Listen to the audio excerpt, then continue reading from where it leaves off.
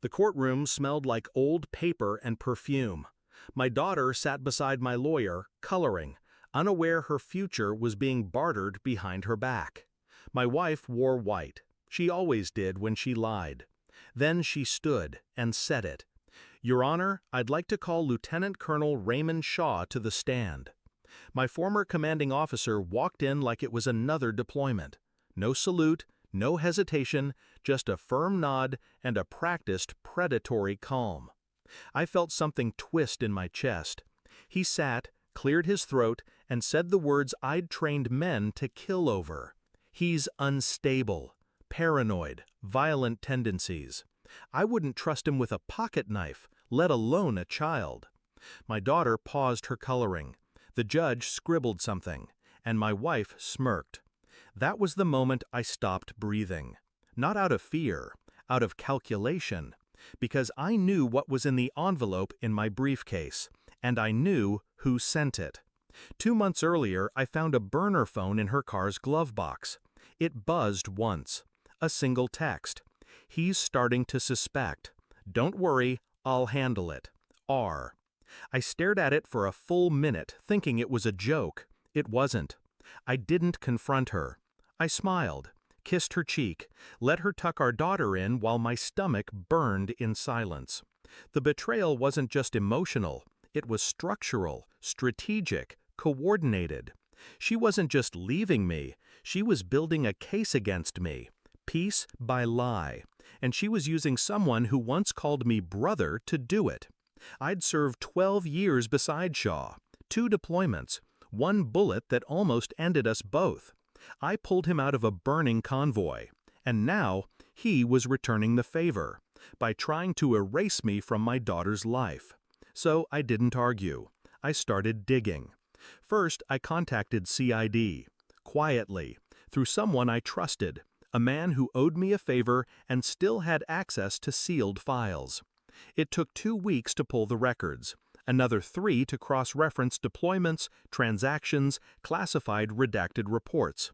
Turns out, my wife and Shaw had a joint bank account, under aliases.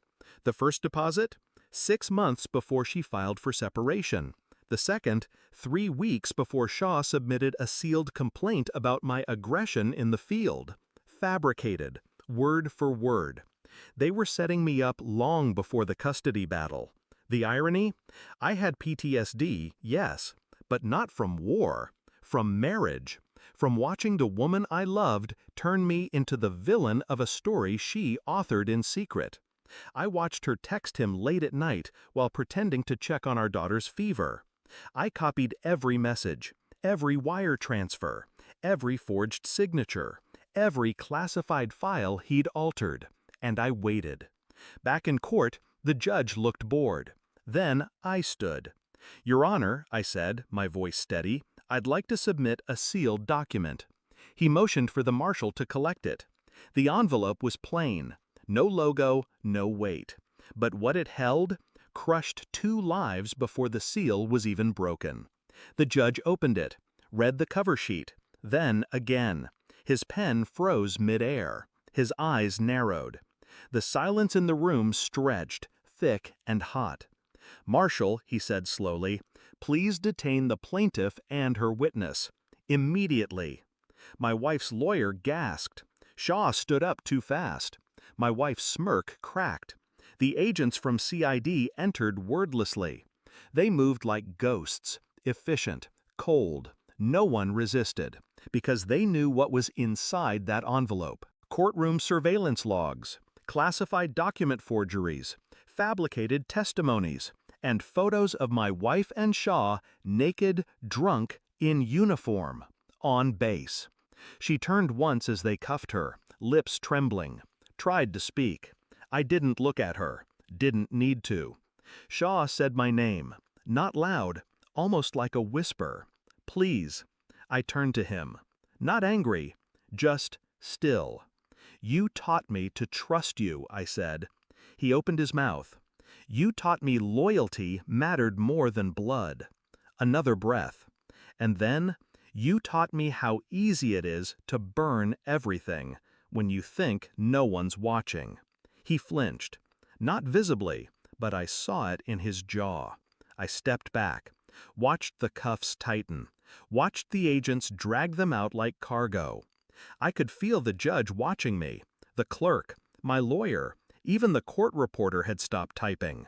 But I just walked back to my chair. My daughter looked up from her coloring. "Is it over, Daddy?" I nodded. "It is now." I got full custody. The judge wrote it in pen.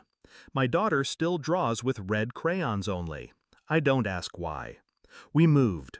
Quiet town, small school, no reporters, no more hearings, no more courtrooms. Just silence. I don't speak of her mother. I never will. But sometimes, late at night, I remember that envelope. How small it was. How light it felt. How something so simple can become the blade that cuts everything loose. Truth doesn't shout. It waits. And when it speaks, it ends wars.